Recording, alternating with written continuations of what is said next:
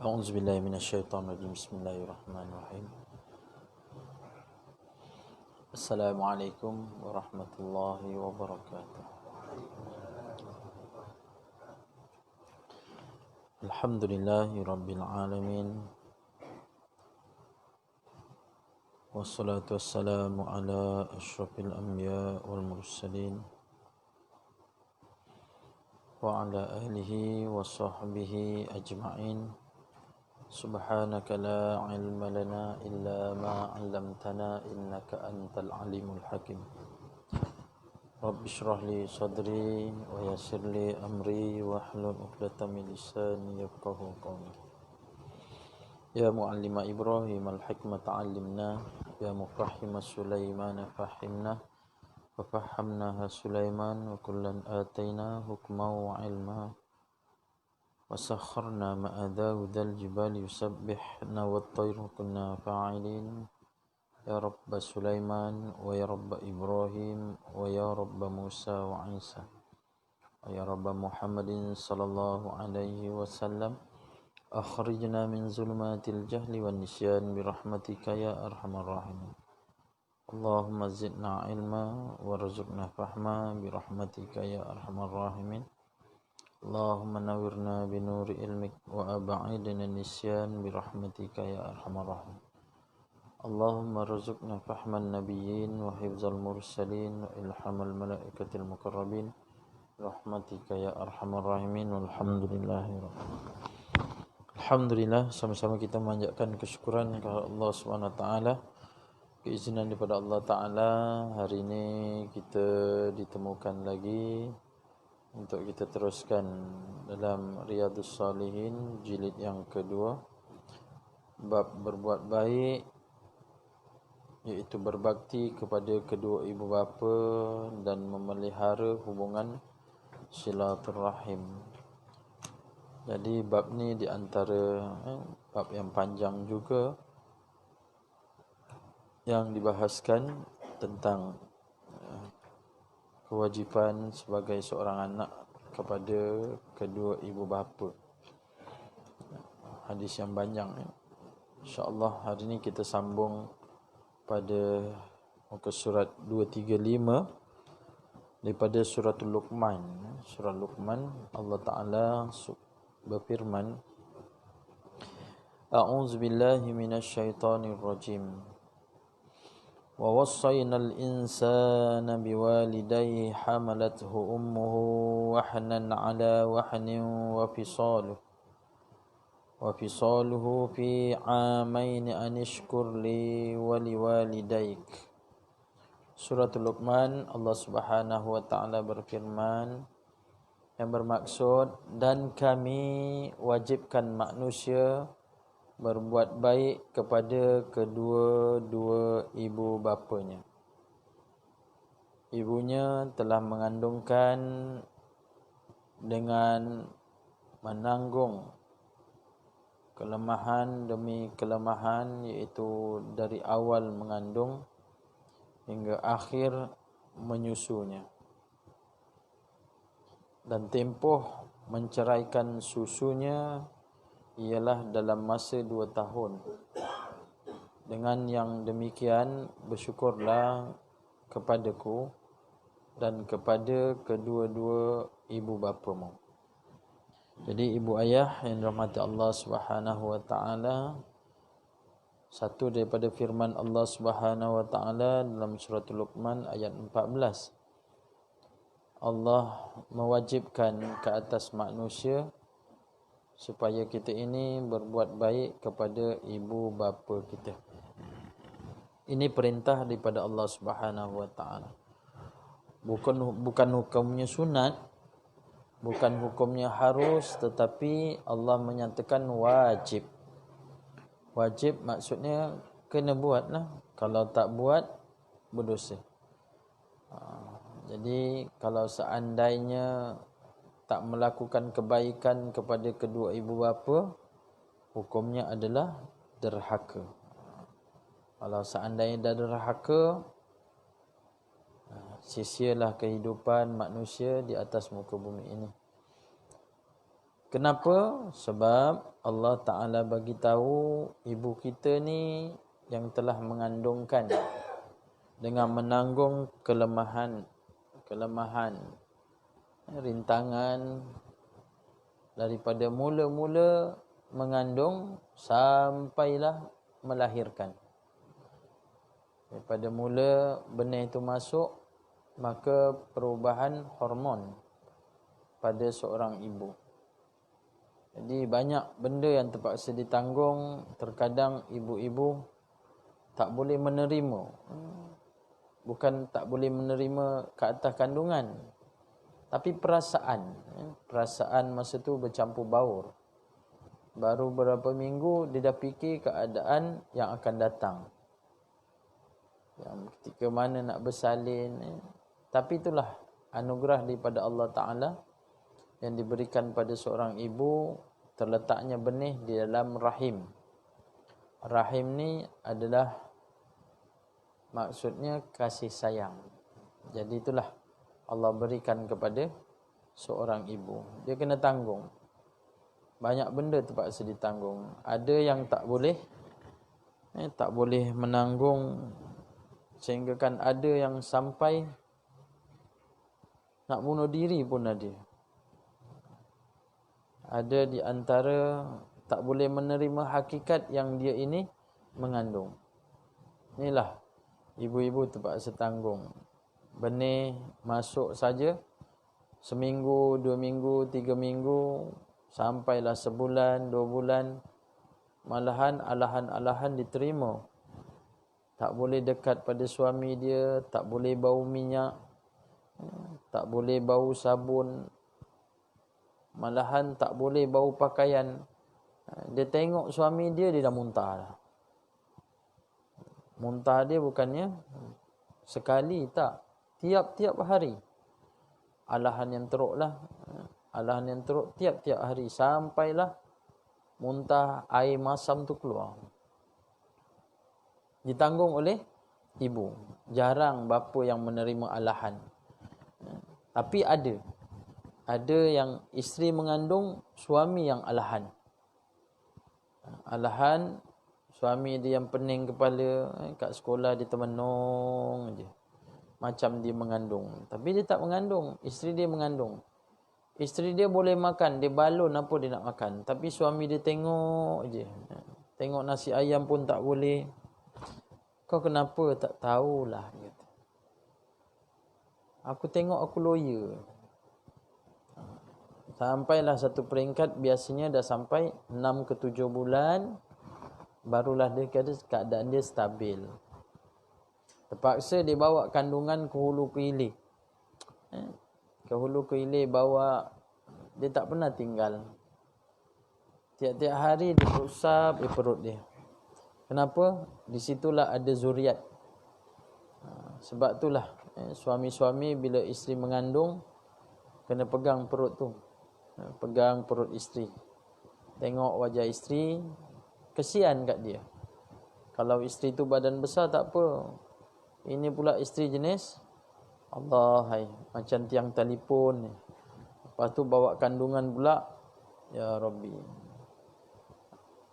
1 bulan, 2 bulan tak nampak. Dia masuk pada 5 bulan, 6 bulan, dia dah mula dah. Macam tak percaya, dalam perut rahim tu ada baby. Dia boleh duduk dalam tu selama 9 bulan. Keluar-keluar 2 kilo lebih. Ada sampai 3 kilo lebih.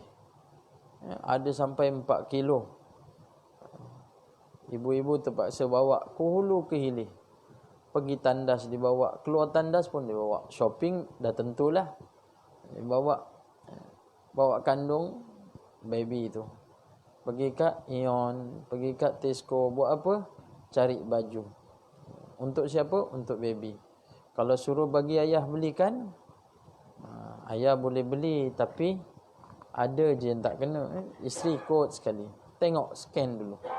Kalau baby lelaki, baju biru lah dipilih. Kalau baby tu perempuan, warna apa? Warna pink dipilih. Kalau seandainya baby tu tak tahu lelaki ke perempuan, warna putih dia pilih. Itulah kerena ibu-ibu. Dia bawa kulu pilih. Jadi makannya sikit dah kenyang. Ayah dia sikit-sikit baru kenyang. Mak dia sikit dah kenyang. Sebab perut dia dah dihempit dalam kantong yang berbeza. Sebab itulah ada di antara kita ni yang terasa teringin. Orang Melayu panggil mengidam. Nak itu, nak ini, itu semua adalah perasaan. Ibu-ibu kalau seandainya mengidam, jangan turutkan sangat. Takut-takut ada benda yang kadang menyalahi hukum. Tak pasal-pasal dia minta suami dia cari daging harimau. Mana nak cari daging harimau? Kalau daging hari-hari mau boleh. Tapi bukan daging harimau, hari-hari mau. Jadi daging lembu lah hari-hari mau. Tapi bukan daging harimau. Ada yang minta yang bukan-bukan. Allahu Akbar. Dia cari telur tembakul macam batu belah, batu bertangkup. Mana nak cari telur tembakul? Telur ayam banyak. Jangan minta yang bukan-bukan. Tapi isteri-isteri dia bawa dalil. Kalau tak dapat, abang jangan menyesal. Nanti anak kita meleleh, liu. Jejis. Itu bukannya anak dia, tapi anak semua orang macam tu. Kadang orang kita tengok meleleh, itulah abang. Dulu saya minta daging landak, tak ada, mana aku nak cari landak. Macam-macam kerana. Saya mengajar kaum ibu, macam-macam kerana. Ibu-ibu kata mengandung dulu. Ada ustaz saya makan cengkeh, ustaz gigit cengkeh. Gigit, seloya sangat. Ada yang makan asam tu. Asam tak payah ceritalah.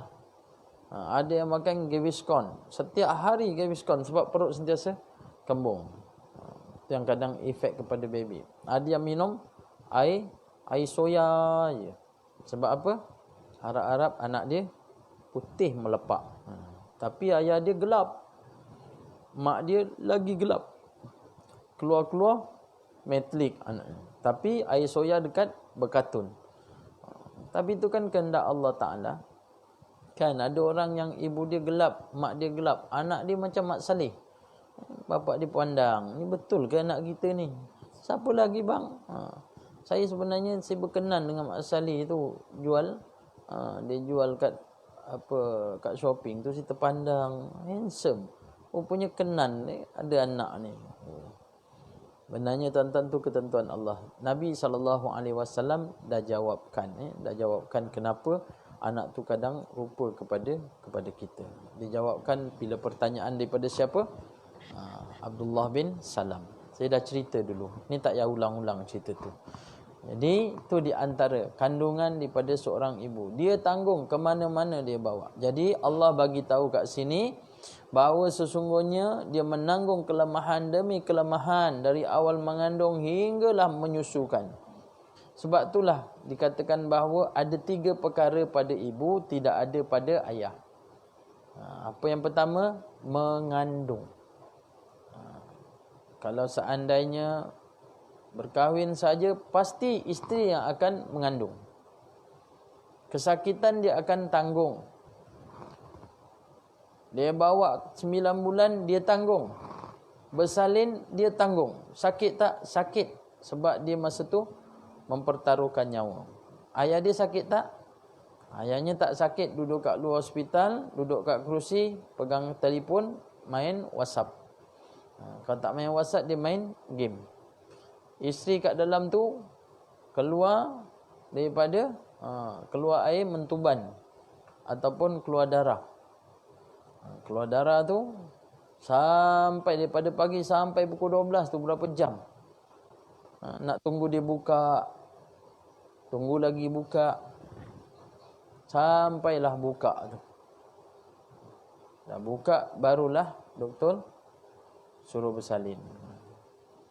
Ini pengalaman, bukan pengalaman saya bersalin, tapi tengok isteri. Sebab itulah ayah-ayah kena kesian pada isteri. Isteri tertanggung, semua tertanggung kat dia. Sebelum bersalin keluar air mentuban. Lepas tu ada di antara bukan air mentuban, keluar darah. Kalau darah yang keluar tu namanya darah apa? Darah apa? Ibu-ibu tahu tak darah yang keluar daripada ibu-ibu ada berapa jenis? Tanya ayah-ayah lagi tak boleh jawab lah sebab saya tak keluar. Ustaz jangan tanya saya. Ustaz tanya kaum ibu je. Orang perempuan darah keluar pertama darah haid. Ayah-ayah tahu darah haid? Tahu tak? Ayah-ayah memang tahu darah haid. Itu je yang ditahu. Sebab tengok kalau gantung, telekung, darah haid itu. Bila nak pakai, bila nak pakai. Kalau gantung tak ada harapan dah gitu. Ayah-ayah mahir betul tentang darah haid. Siapa yang perempuan-perempuan yang keluar darah haid ikut rutin sebulan sekali, tanda dia orang sehat. Rupanya darah yang keluar tu Allah beri kesihatan bagi orang perempuan. Jadi orang lelaki tak ada darah lah, tak ada sihat lah. Sebab orang perempuan itulah. Sebab tu kita ni disunahkan untuk apa? Berbekam. Keluarkan darah. Darah kotor. Jadi orang perempuan keluar darah haid. Itu darah pertama orang perempuan. Yang kedua darah nifas. Okey, darah nifas. Mana darah nifas? Darah nifas tu darah selepas bersalin. Lepas daripada bersalin tu, doktor dah keluarkan baby. Baby pun dah dipegang. Lepas tu keluar lagi darah. Ya, keluar darah lagi. Lepas bersalin tu nama dia darah nifas. Dan malam-malam dengarkan kena darah lipas. Bukan darah lipas, darah nifas. Lagi darah apa jenis orang perempuan? Darah wilada. Betul darah wilada? Betul tak? Darah istihadah. Ada lagi? Ada lagi. Kalau darah yang keluar sama dengan baby, itu namanya darah istihadah. Kalau seandainya darah yang keluar sebelumnya bersalin, itu dipanggil darah fasad. Perlu mandi? Tak perlu mandi. Sebab memang nak bersalin. Lepas bersalin tu mandi. Tapi orang kita tak mandi sebab apa? Takut bentan. Sebenarnya mandi. Lepas bersalin mandi. Saya dulu mandikan isteri saya. Lepas bersalin pagi, petang tu saya mandikan. Saya lah yang mandikan. Jadi orang perempuan tertanggung atas dia dengan bersalin. Jadi bila isteri bila bersalin saja, suami kena bagi semangat lah. Bagi semangat, suruh sabar, ucap terima kasih. Sebab mengandungkan zuriat daripada kita. Selalu rapat dengan dia, pegang. Bila nak bersalin, sebab itulah dibagikan kursus bapak-bapak. Kalau boleh bersalin isteri tu, pergilah tengok sekali. Macam mana keadaan isteri-isteri yang terpaksa menanggung. Dan Allahu Akbar.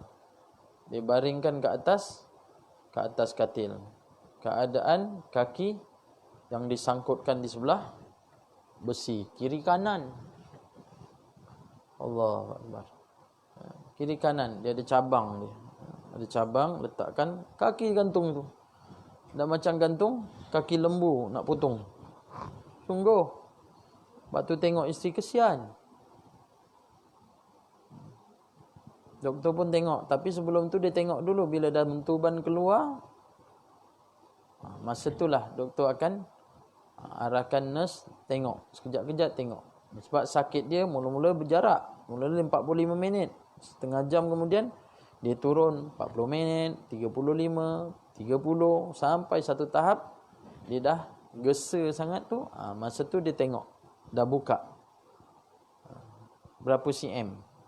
Bukan berapa inci, berapa cm. Inci macam ni, cm. Doktor nurse tengok, dia kata 6 cm. 6 cm belum lagi? Belum. Tahan lagi. Itu yang saya pegang isteri saya. Bacakan la ilaha illa anta subhanaka inni kuntu minaz zalimin. La ilaha illa anta subhanaka inni kuntu minaz zalimin. Saya tahan, sama-sama tahan. Dia tahan sakit, saya tahan kencing. Pegang je. Nak buang air pun susah. Isteri tak lepaskan, minta izin. Abang nak buang air sekejap lah ni. Abang jangan pergi mana-mana, tak datang lagi. Buang air, datang balik, pegang la ilaha illallah. Sampailah 10 cm. Doktor siapkan. Oh, rasa ya Allah, kesian. Doktor akan seluk, ambil gunting, grab, potong. Allahu Akbar, ngilu. Malam ni macam kuliah kursus bersalin tak?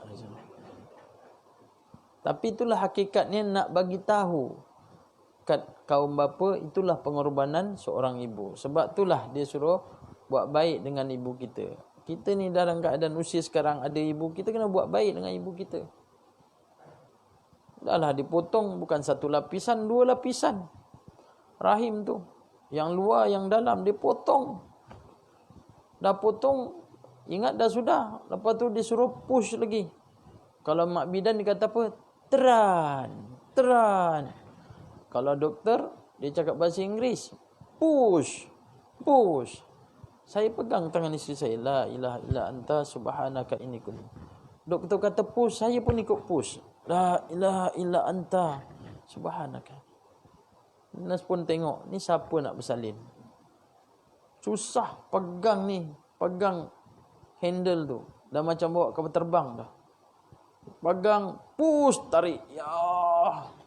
Saya pun pegang, macam saya bersalin. Nak keluarkan. Ingat terus keluar, tak keluar. Bayangkan nak keluarkan kepala besar ni. Dalam keadaan pintu rahim besar ni. Bayangkan ibu-ibu, ayah-ayah. Besar ni je, nak keluar besar ni. Maha suci Allah. Allah bagikan kelebihan kat situ, orang perempuan dia akan memberi. Potong. Dah lah potong sakit. Lepas tu dia teran lagi koyak. Allah Akbar. Kesian. Itu yang isteri kata, cukuplah bang. Satu dah lah. Satu je. Setahun. Tahun depan, satu lagi. Sebab apa? Perempuan ada rahim. Ada kasih sayang. Ingat dah sudah tak. Lepas tu dijahit lagi. Jahit bukan pakai jarum tegak. Jarum bengkok. Bukan pakai tangan. Pakai sepit tu. Macam pelayar tu main gitu. Ya, kait. Tarik. Ya Allah. Kan kita dengar. Dari jahit. Rupanya tertinggal gunting dalam rahim. Ya Rabbi. Sebab saya tengok sendiri. Tangan diseluk, keluarkan darah. Allah Akbar. Sebab tu kata orang perempuan, salah satu dia pandainya dia kena mengandung. Yang kedua dia kena bersalin. Yang ketiga, yang tak ada pada bapa ialah menyusukan. Mana ada bapa menyusukan anak daripada dia punya susu sendiri, kecuali susu goncang. Kan? Sebab tu saya, memang anak-anak saya memang 4 trip malam memang saya. Ini semua anak susuan saya. Tapi goncang lah. Saya bagi tidur. Sebab dia letih. Tapi kita belajar benda ni sebab apa? Sebab ada hukum. Kenapa Allah bagi tahu dia kata 2 tahun? Sebab ada hukum. Allah kata kat situ mesti ada hukum. Begitu dalam surah Baqarah, wal walidatu yurdi'na aw haulaini kamilain. Wal walidatu yurdi'na, cerita tentang orang anak yang menyusukan anak. Haulaini kamilain. Maka kamu susukan dia selamanya 2 tahun. Kenapa 2 tahun? Sebab kat situ boleh jadi hukum terjadinya anak susuan. Kan? Ibu-ibu kalau mengandung, masa itulah dia ada susu. Masa bersalin tu ada susu. Masa mengandung dia tak ada. Lepas keluar anak, automatik datang susu pada jasad dia. Automatik bagi kepada si anak. Bukan anak terus nak isap. Tak. Kadang bagi-bagi tak mau. Bagi-bagi tak mau.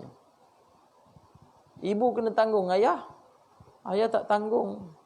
Pegang ni, sabarlah, sabar. Tengok sampai demam sebab bengkak susu. Pergi klinik. Nenek kata apa? Kena keluarkan. Memang kena keluarkan. Kalau tidak, bahaya pada breast orang perempuan. Itu yang datang, belikan dia punya pam tu. Orang dulu mana ada pam? Nenek-nenek dulu ada pam. Pam basikal ada, takkan nak pam pakai basikal? Pakai pam tu, current tu, lekap, sedut. Dia boleh gegar. Letakkan botol. Tengok dia masuk. Untuk siapa? Untuk anak. Kadang ada susu banyak. Anak sampai dah kenyang. Orang kita tahu ini nasi, ini air. Sini pekat, sini cair. Betul tak? Betul tak bapak-bapak? Jangan tanya ustaz. Saya tak tahu. Ya, orang perempuan, betul tak? Sini pekat, sini air. Sebab tu dia bagi yang ini, lepas ini dia tak nak. Sini sedap. Ni lemak berkrim, ni susu cair. Sebab tu kadang dibagi kiri dulu, sebab tu kanan. Allah bagikan dua yang berbeza. Subhanallah. Lepas tu dia pam. Pam letak dalam peti ais. Simpan. Bapak balik kerja, ingat susu dah celedi. Dia pun minum. Sedap juga susu dah celedi ni. Anak susuan berapa lama dia boleh menyusu? Ya, dalam keadaan 2 tahun. Kalau nak jadi anak susuan, kena 2 tahun ke bawah. Baru boleh jadi anak susuan.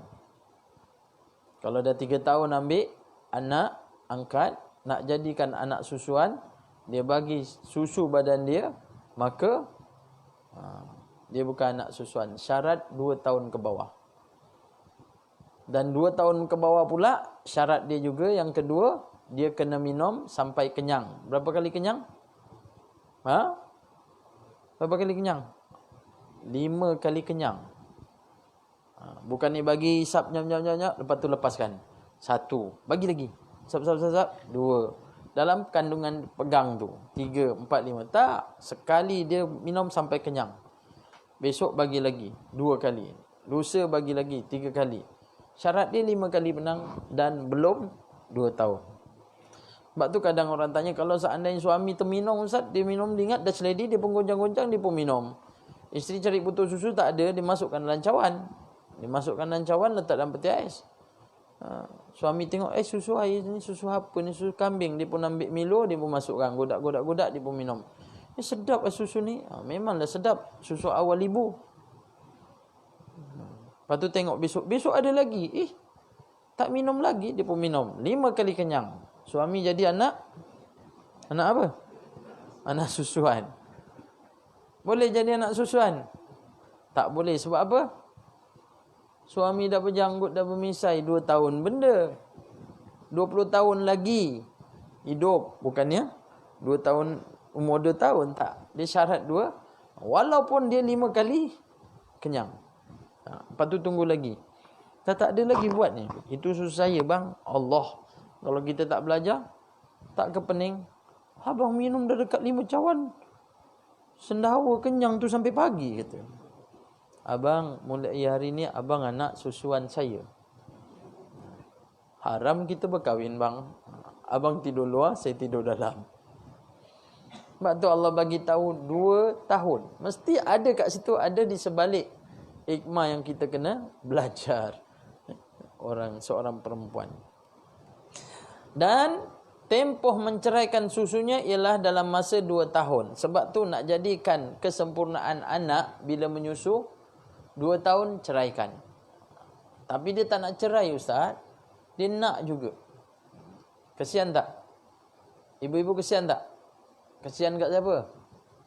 Kesian kat anak ke kesian kat bapak?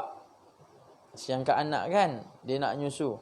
Biasanya 2 tahun tu, lebih kadang 3 tahun. Ada anak tu kadang sampai tadikah, masih lagi nak. Tapi biasanya tadikah dia tak isap sampai kenyang. Tapi dia nak menyondol dia. Mak dia baring, dia sondol, lekap je, terus lelap. Anak terus tidur. Bapak dia yang tak tidur, tunggu je. Sian bapak dia. Jadi anak sempurnanya 2 tahun. Habis kalau dia 3 tahun, Ustaz, 3 tahun hisap, tak apalah hisap. Tapi dia bagi tahu kesempurnaan 2 tahun. Lepas tu kalau nak bagi sampai 5 tahun, bagilah. Tapi sempurnanya 2 tahun. Dia takut jadi anak tu yang lemah. Sebab Allah yang bagi tahu ni. Bukan saya bagi tahu, Allah bagi tahu. Dia kata 2 tahun kesempurnaan dia. Tapi sekarang jarang cari yang ibu menyusukan anak 2 tahun. 2 bulan banyak. Tak sampai 1 tahun ramai. Sebab ibu-ibu bekerja kadang kan. Tak pasal anak saya dulu. Isteri saya bersalin, dalam hari dia kena kursus induksi. Saya kat mana? Pulau Pangkur. 1 pulau, semua kedai saya beli botol susu. 20 lebih saya beli. Susun, beli gabus, siap gabus. Isteri saya, anak saya balik. Duduk seminggu sana dulu. Dia masa dia perah. Lepas tu masuk ke dalam tong. Dalam tong tu masuk peti ais. Lepas tu masa balik penuhkan dengan ais. Bawa daripada Pangkur balik ke Melaka. Seminggu anak saya minum susu tu. Susu dalam peti ais. Tapi susu ibu dia lah. Daripada tu, isteri saya pula kat sana, kumpul masuk dalam peti ais. Peti ais tu penuh dengan susu. Saya datang lagi sekali, bawa balik. Allahu Akbar. Saya tak minum lah. Anak saya minum. Itulah. Sampai dah. Tapi tak dapat setahun. Lama-lama, dia kering. Tapi ada ibu-ibu, bila dia menyusukan, dia jadi rangsangan. Dia bagi tu makin lama makin banyak susu dia. Macam-macam lah orang kita kata, kalau seandainya nak susu banyak, makan apa? Kobis kalau tak silap saya. Tapi ala kulli hal, kalau kita minum banyak tu, maka jadilah susuan pada badan si ibu. Bersyukurlah kepadaku dan kedua-dua ibu bapa kamu. Jadi kena syarat syukur dan hormati pada ibu dan juga ayah. Hadis 143, wa an Abi Abdurrahman bin Abdullah Ibn Mas'ud. Okey, kita tengok ni. Abdullah, anak dia ialah Abdurrahman. An Abi Abdurrahman Abdullah. Nama dia Abdurrahman Abdullah bin Mas'ud. Qala sa'altu Nabi sallallahu alaihi wasallam ayyu al-amali ahabbu ila Allah ta'ala? Qala as-salatu ala waqtiha. Qultu summa ay?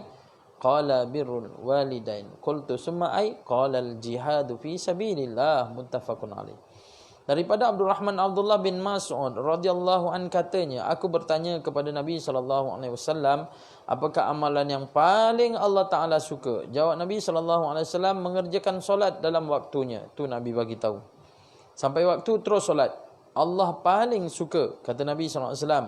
Aku bertanya lagi, kemudian apa? Jawabnya, berbuat baik kepada kedua ibu bapa. Aku bertanya lagi, kemudian apa? Jawabnya, jihad untuk menegakkan agama Allah Ta'ala. Sebab itulah dalam peperangan, dia jatuh tempat ketiga, nak suruh buat baik dulu pada ibu bapa. Ada sahabat nak pergi perang, Nabi bagi tak? Tak bagi. Sebab apa? Ada ibu ayah dia. Minta izin pada ibu ayah dia. Di kalangan kanak-kanak. Jadi kena buat baik pada ibu bapa kita lah. Buat kita. Sebab pengorbanan dia banyak. Daripada mula sampailah kita ni. Sampai dah sekarang ni pun ibu ayah masih lagi dia ni doakan kita. Ingat kita. Tu kadang anak-anak ni yang lupa pada mak ayah. Isteri punya hari jadi dia sambut, belikan bunga. Mak dia punya hari jadi tak ada pun sambut. Kesian. Ni baru lepas ni kat kampung saya buat kenduri. Kita baca doa selamat. Saya ingat doa selamat apa? Rupa doa selamat untuk mak dia. Kebetulan dia dan mak dia lahir tarikh yang sama, 1 hari bulan 10. Alhamdulillah lah. Jadi dia pun sambutkan hari jadi untuk mak dia. Tapi mak dia buat kenduri tu untuk apa? Suruh buat tahlil untuk arwah suami dia. Tapi bagi anak menyempurnakan apa hajat daripada ibu. Ibu berbesar hatilah. Suka orang-orang tua ni kat rumah ni, kalau tengok kan, kita dah rasa yang siapa dah pencen, suka tak orang datang rumah? Suka kan? Ada orang yang suka dia buat kenduri, suka datang rumah buat dia jamu orang. Ada orang jenis macam tu, suka. Sebenarnya itulah di antara yang Islam anjurkan supaya kita ini silaturahim tu berkait. Jadi isteri punya hari jadi ingat, mak punya lagi kena ingat. Daripada dia kecil sampailah dia dewasa, sampailah kahwin. Kahwin pun mak punya susah payah. Orang dulu nak kahwin dia pergi rumah ke rumah menjemput. Kan tak jemput, macam tak sah lah. Petang tu balik kerja, balik kebun, pergi kayu basikal dengan ayah. Satu rumah datang jemput, satu rumah datang jemput. Kalau saudara-saudara pergi. Telefon ada tapi tak nak datang telefon sebab dia punya toto kromo, adab dia, pergi ngadap dengan abang suruh datang. Sekarang dah tak ada semua pakai WhatsApp dah. Dia mudahkan. Orang dulu tak nak kahwin. Macam mana nak kahwin kan? Allahu Akbar. Ada yang nak kahwin tapi takut nak cakap. Ada nak kahwin tapi tak berani nak cakap. Sebab itulah siapa yang ada anak-anak, kalau nak kahwin cukup syarat dia kahwinkan. Jangan tunggu-tunggu. Tapi tengoklah sebab ada hukum kahwin, ada wajib kan? Dah belajar kan?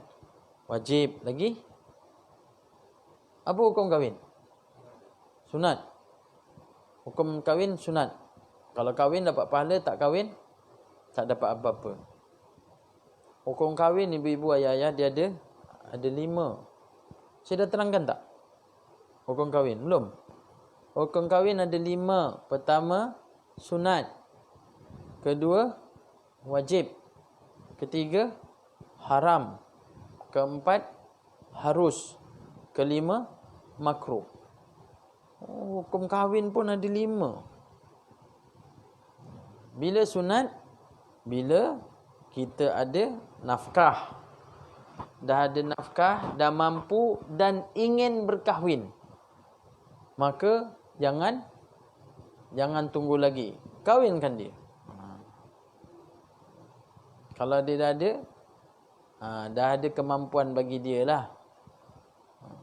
Maksudnya dia dah ada kerja, walaupun kerja dia tak gaji besar, tapi dia rasa nampung untuk isteri dia, boleh kahwin lah. Sebab bila kahwin dia, Allah datangkan rezeki pada dia.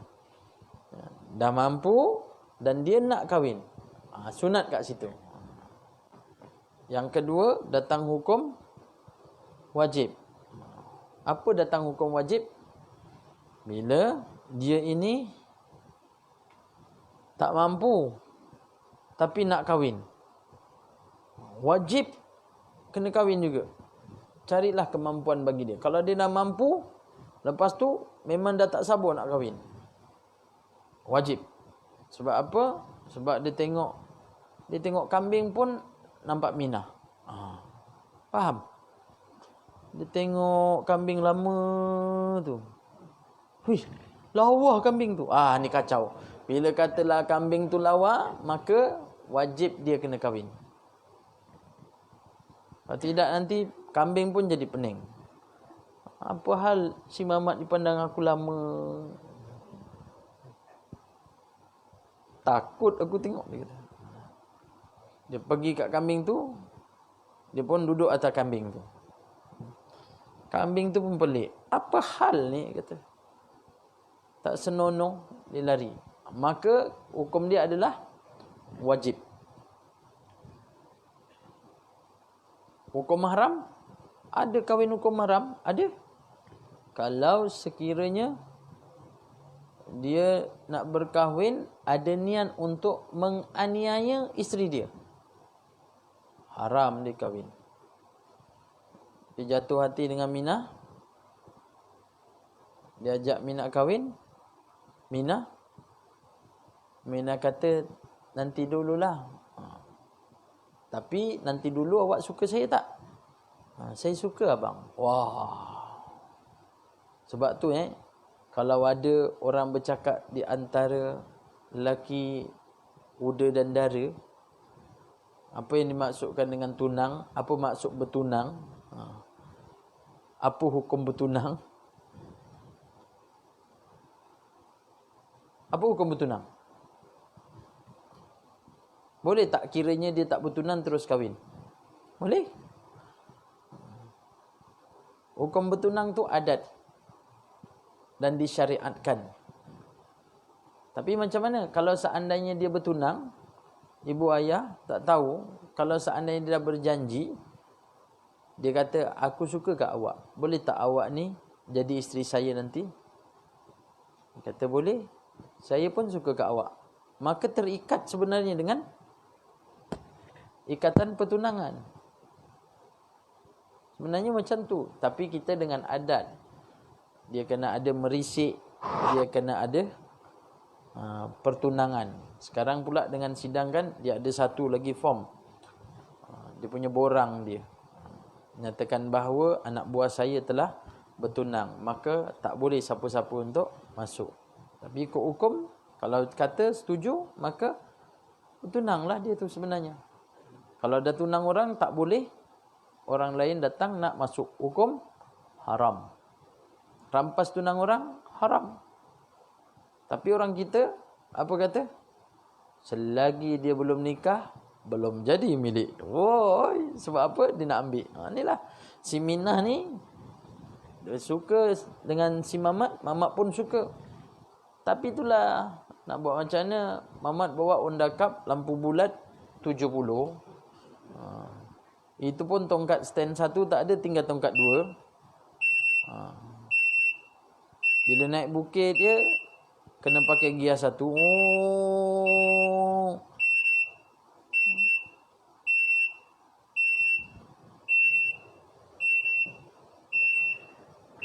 Kita kahwin lagi lama dia bunyi.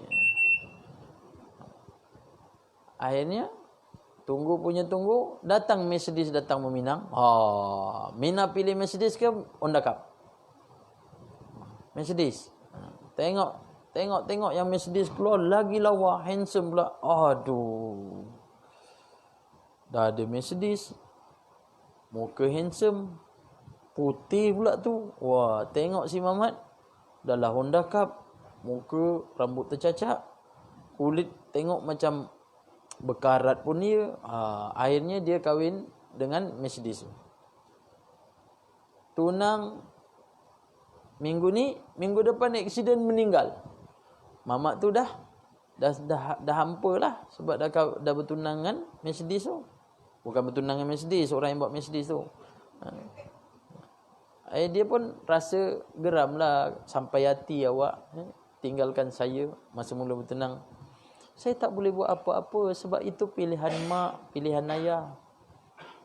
Takdir seminggu lepas tu aksiden meninggal. Akhirnya si Mamat dah frust kan, dia pun kata dia cubalah balik si Mina. Tengok si Mina nak lagi tak.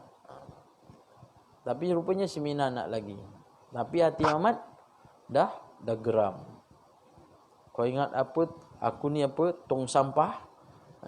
Semua dah tak nak, aku ambil, kau nak lagi. Kau siap kau. Apa dalam hati dia nak balas dendam. Kau siap kau.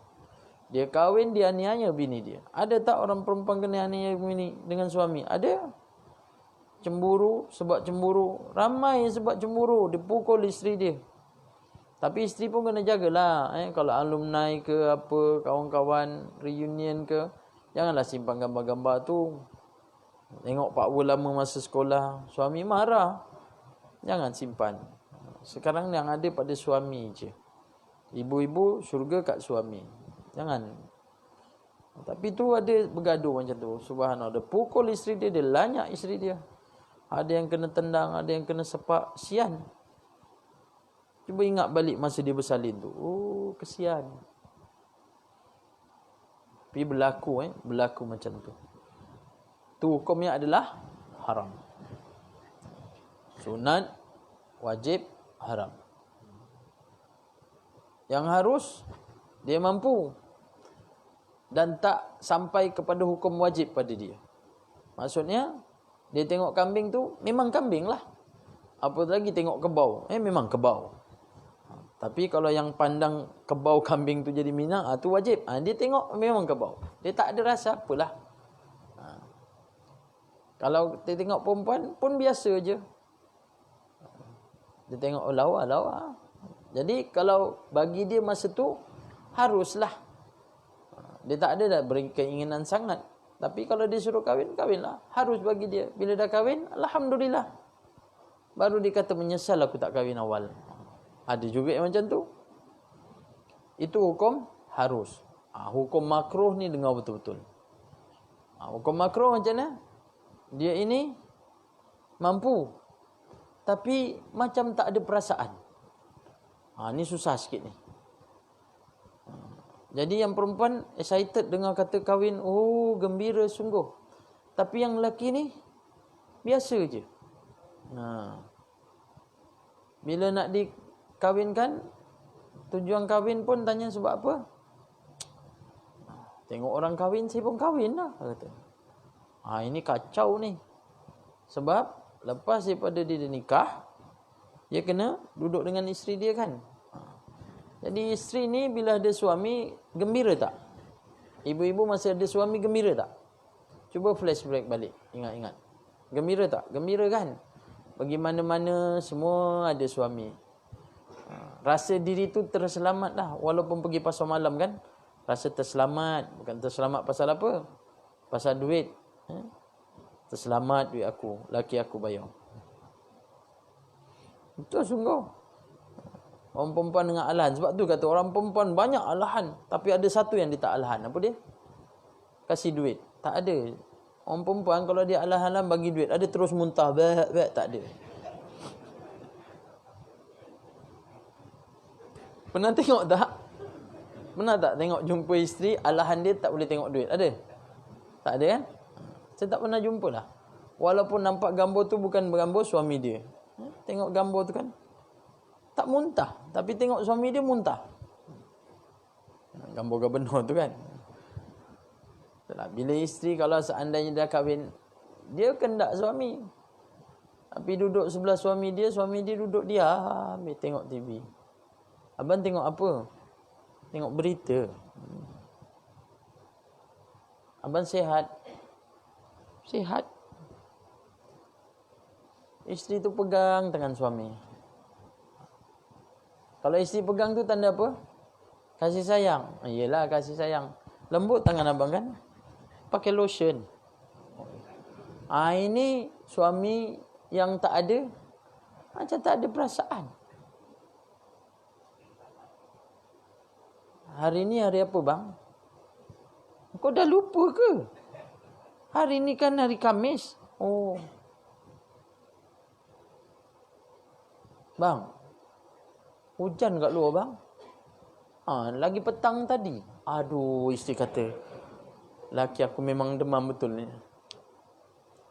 Saya rasa sejuk. Dah kata hujan, memang dah sejuk. Halah. Bang, jom tidur. Nak tidur? Jom. Dia tidur. Letak je. Isteri duduk tunggu je. Isteri pun confused. Suami aku ni lelaki ke perempuan? Jadi hukumnya adalah makruh. Makruh. Sebab isteri berkendakkan suami, tapi suami tak faham-faham. Belajar tak habis. Belajar tak habis. Tapi biasa kalau kahwin semua tak belajar. Dia pandai. Itulah Allah anugerahkan. Okey, kita tengok lagi. Dah habiskan hukum tu? Okey. Pengajaran daripada hadis. Islam menghendaki umatnya supaya menyegerakan sembahyang apabila telah masuk waktunya. Berbuat baiklah kepada ibu bapa dan berjuang menegakkan agama Allah. Pengajaran yang kedua, umat Islam diberi ingatan. Diberi ingat supaya tidak melalaikan tanggungjawab mereka kepada ibu bapa kerana akibatnya adalah dosa yang amat besar. Macam-macam kita dengar cerita kan, ada di antara yang meninggal dalam rumah seorang diri.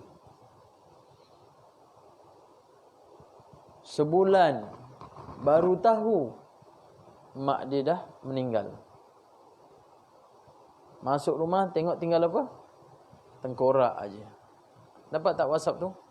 Saan tutup kat katil. Lepas tu ada bekas koli air, mak dia berselimut, tapi selimut tu terletak tinggal tengkorak. Habis, semua habis. Semua dah dimakan dengan ulat-ulat.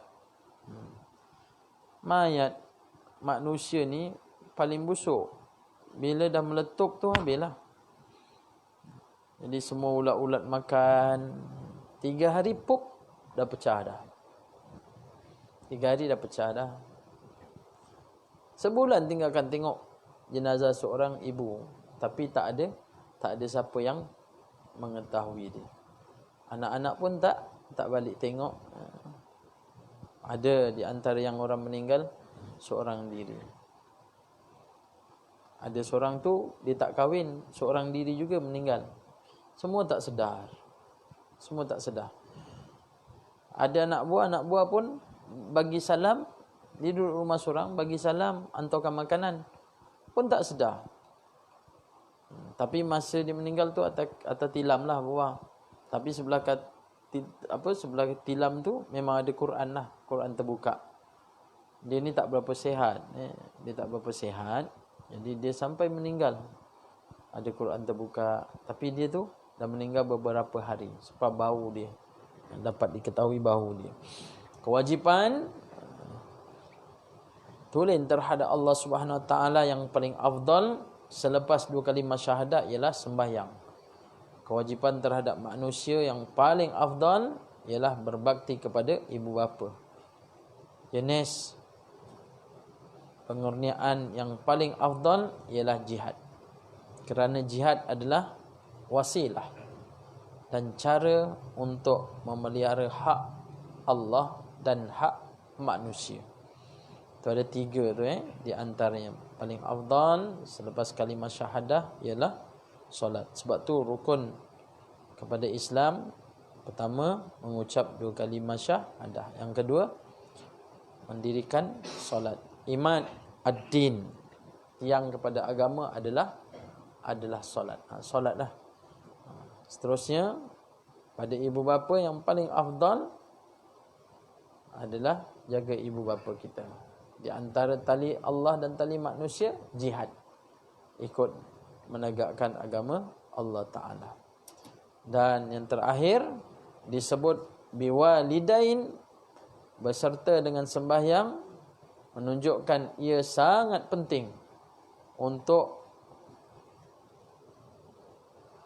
menghargai jasa dan susah payah ibu dan juga bapa. Inilah kita ambillah manfaat hari ini. Ibu ayah kita kalau ada, berbaktilah, berbaiklah. Kasih ibu sampai ke syurga. Ibu tetap kasihkan kepada anak-anak dia. Cuma saya pesankanlah kepada ibu-ibu, ayah-ayah, kita sayang anak, doakanlah yang baik untuk anak-anak.